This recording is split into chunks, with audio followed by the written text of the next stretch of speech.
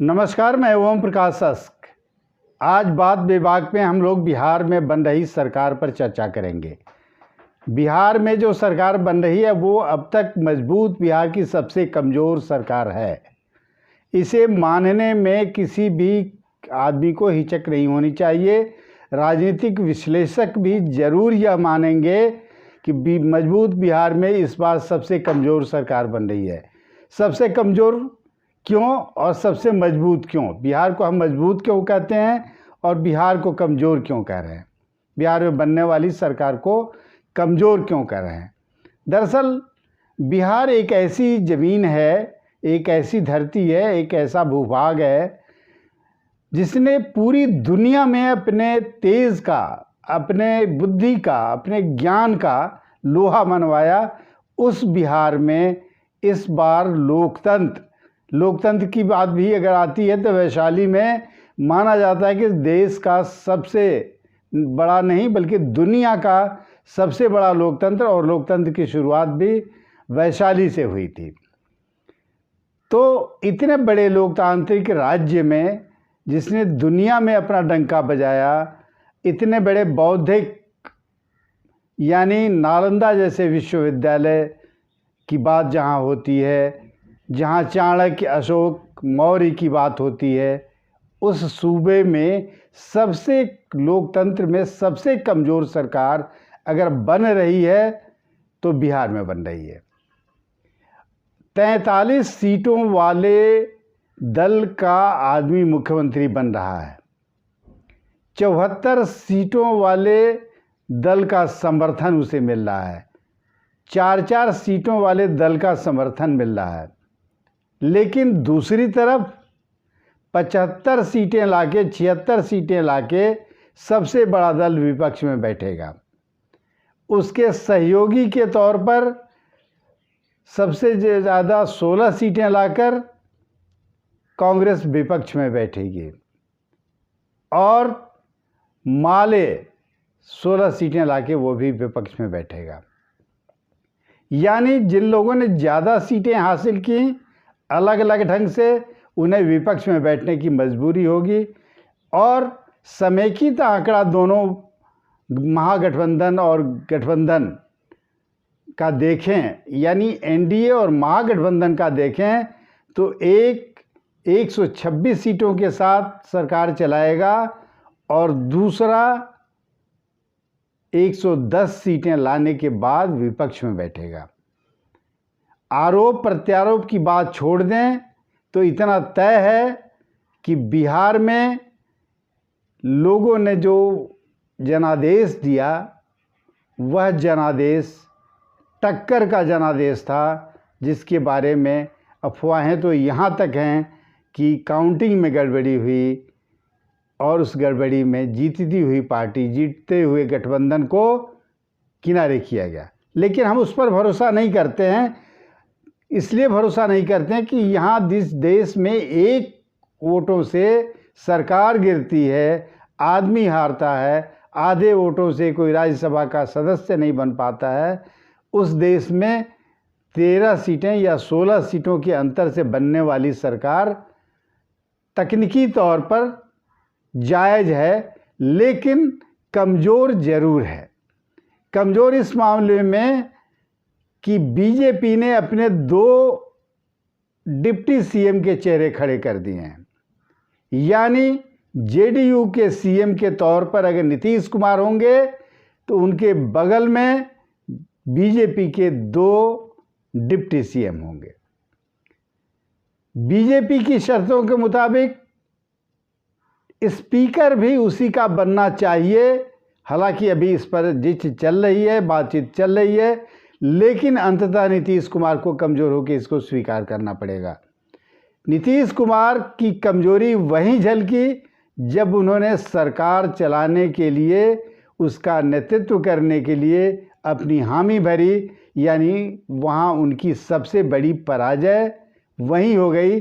जनता ने जो पराजय दी वह एक तरफ है, लेकिन नैतिक पराजय नीतीश कुमार की यह रही कि उन्होंने सरकार चलाने की स्वीकृति दे दी।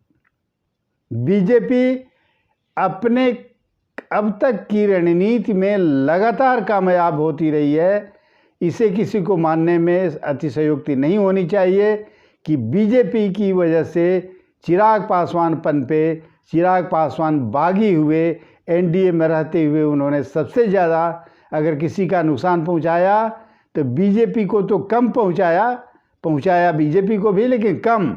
लेकिन जो बीजेपी की मंशा थी वो सर्वाधिक नुकसान नीतीश कुमार को चिराग पासवान ने पहुंचाया।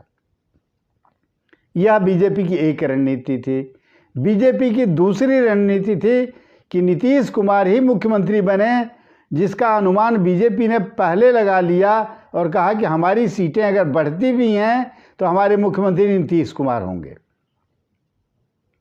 तीसरी रणनीति कि सरकार बनाने की जब स्थिति आई, वाकई बीजेपी को सबसे ज़्यादा सीटें महागठबंधन के बजाय एनडीए में मिली, तो बीजेपी ने नीतीश कुमार को अपने पुराने वादों के हिसाब से मुख्यमंत्री के रूप में मना लिया और वो बनने के लिए तैयार हो गए।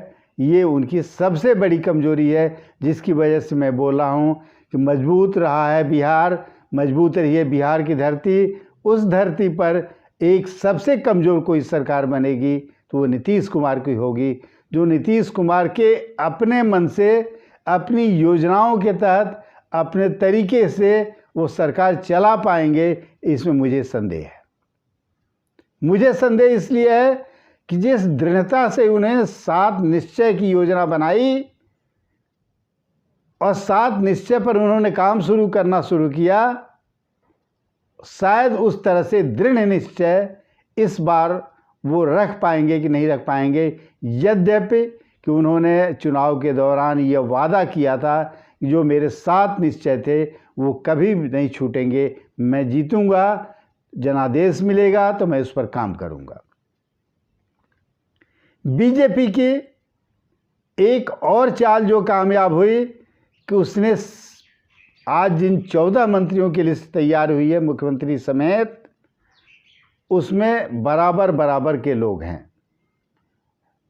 चलिए इसको मान लेते हैं कि 75 सीटों वाले लोग भी बराबर पर मान गए, लेकिन 2 काम जो उन्होंने किया कि स्पीकर मेरा चाहिए, डिप्टी सीएम 2 होंगे और 2 नाम उन्होंने रख दिए। और जो नीतीश कुमार की सबसे बड़ी ताकत अगर बीजेपी में कोई थी, बीजेपी की ओर से मदद मिल रही थी, वो थे सुशील मोदी। सुशील मोदी के 15 साल की दोस्ती को बीजेपी ने किनारे कर दिया। उनको कहाँ खपाएंगे, इसकी योजना बीजेपी बना रही होगी या बनाने की तैयारी में होगी।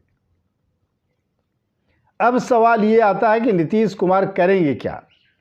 नीतीश कुमार के सामने सबसे बड़ी 2 चुनौतियां हैं। अगर वो चुनौतियां नहीं पूरी होती हैं तो वहीं से उनके पराभव का एक और अध्याय लिखा जाना शुरू हो जाएगा। एक तो बीजेपी ने कहा कि अगर हम सरकार बनाते हैं तो 19 लाख रोजगार के अवसर सृजित करेंगे, जिसमें 3 लाख लोगों को सरकारी नौकरी तो पहले ही साल में देंगे। यह सबसे बड़ा चैलेंज, सबसे बड़ी चुनौती नीतीश कुमार के सामने होगी।